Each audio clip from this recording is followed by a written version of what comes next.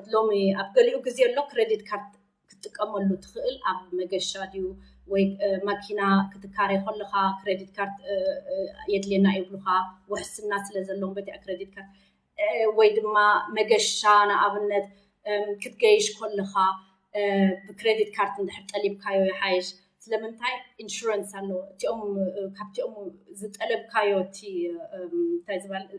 ኦርዳ ዝገበርካዮ መገሻ ንኣብነት ናብ ኬንያ ክትገይሽ ደሊኻ ኣለኻ ሆቴልን እዚ ክስታይን ኩሉ ብክሬዲት ካርድ እንድሕር ከፊልካዮ እቲኦም ክስታይ እቲኦም ኢንተርኔት ሾፕ ዝነበሩ ከዓኒ ሓቀኛ ነይሮም እንተዘይኮኑ ኣይትኸስርን ኢኻ እቲኦም ክሬዲት ካርድ ካምፓኒ እዮም ዝመልሱልካ ተረዲኹኒ ኣብ ከምኡ ሕጂ ኣሎ ግዜ ዝጠቕመካ ክሬዲት ካርድ መዓልታዊ ግን ብኡ ክትናባበር ግን ሓደገኛ እዩ ንመዓስ ኢኻ ትጥቀመሉ ኣብቲ ንዓኻ ውሕስና ዘለዎ ይፅቡቕ ማለት እዩ ብሓፂሩ ወይ ናይ ግድን ዘድልየካ ንኣብነት ማኪና ሕጂ ብዘይ ክሬዲት ካርድ ክትካርያ ይትኽእልኒ ኢኻ ጀርመን መብዛሕትኡ ግዜ ክሬዲት ካርድ ብሕርከ ውሕስና እዩ ንዕኦም ተረዲኻኒ ዝኾነ እንድሕር ኣሎ ካብቲ ክሬዲት ካርድ ቀጣ ክስሕቡ ይኽእሉ እዮም ወይ ክቡር ሆቴላት ከማን መብዛሕትኡ ግዜ ክሬዲት ካርድ ናትካ እዮም ዝሓቱ ስለዚ ክስታይ ኣብ ከምኡ ኣገዳሲ እዩ እቲ ክሬዲት ካርድ ካብ ኢንተርኔት ገለን ጠልቦ ከዓ እሱ ከዓኒ ቀንዲ ሓደገኛ ብርከሳቶም ናቶም ሲስተም እንታይ እዩ ቀልጢፉ ትሰብ ኣብ ዕዳኻ ኣትሞ ክነሸግሮ ብዘይ ልቡ ክኸፍለና በቃ እዚ እዩ ካብ እንድሕር ውስን ዕዳ ኣድሊካ ውስን ገንዘብ ኣድሊካ ከዓኒ ታርጌት ጌርካ ናብቲ ናትካ ባንክ ወይ ናብ ካልእ ባንክታት ከይድካ በብሓደ ክትሓትት ይሕሸካ ኣብ ከምኡ ከማን ክተወዳድር ኣለካ ስቑኢልካ እቲ ባንክ እቲ ገንዘብካ ዘለዎ ጥራይ ኮንካ ክትሓትት ናብ ካልእ ባንክ ከማን ክትሓትት ትኽእል ኢኻ ጥራይ ንዕኦም እቲ ናትካ ወረቓቕቲ ክተብፃሎም ኣለካ ብርከሳቶም ናትካ እውን ሓደ ይፈልጡን እዩ መብዛሕቲ ሓበሻ ግን ኣብቲ ናቱ ባንክ ሓቲቱ ኣብኡ ጥራይ ክሬዲት ዝገብር እዚ ከማን ልክዕ ኣይኮነን በርከ እቲ ናብ ዝኾነ ባንክ እቲ ዝሓሰረ ኢልካ ክትሓትት ትኽእል ኢኻ እሱ ከዓ ዝበለፀ በርከ ሽዑ ክተወዳድሮ ትኽእል ኣብ ከምኡ ከዓ እንታይ ወሳነ ወለድ ንኣብነት ሽዑ 17 ይኮነን በርከ እንታይ ዝሪኡ ክንደይ ኢኻት ኮሚታት ቪድዮ ከማን ሰሪሕ ኣለኹ እንታይ ወሳኒ ክሬዲት ክትወስድ ከለኻ ኣብዚ ግን ሕፅር ዝበለ ክነግረኩም ክፍትኔ እቲ ክንደይ ኢኻ ክትሓትት ዘለኻ 1000 ቅርሺ ዲኻ 10000 ኢኻ ክትሓትት ኣብ ክንደይ ግዜ ኢኻ ክትመልሶ ትደሊ ድሕሪ ፍርቂ ዓመት ኢኻ ትመልሶ ወይ ድሕሪ 5 ዓመት ኢኻ ትመልሶ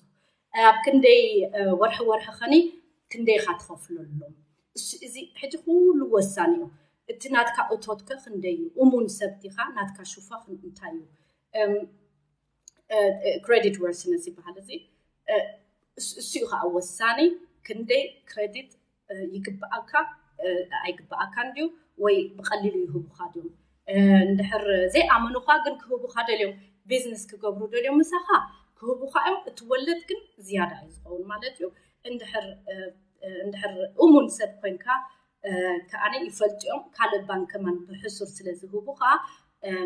ንዓኻ ከም ዓሚል ከይጠፍኦም ብሕሱር ክህቡኻ እዮም ኩሉ ግዜ ግን ኣብ ከምዚ ክተወዳድሩ ኣለኩም ገዛ ክትገዝኡ ከለኹም ከማን ቀዳማይ ተሳለሰይት ገለ ከይበልኩም ኣብ በብዓይነቱ ባንክ ትሓቱ ኣለኩም በርከ መዓስ እዮም ዘብዝሑልካ ገለ ከዓ ብዙሕ ቪድዮታት ስለ ዝሰርሕኹ ኣብዚ ሕጂ ኣይገልፀልኩምኒ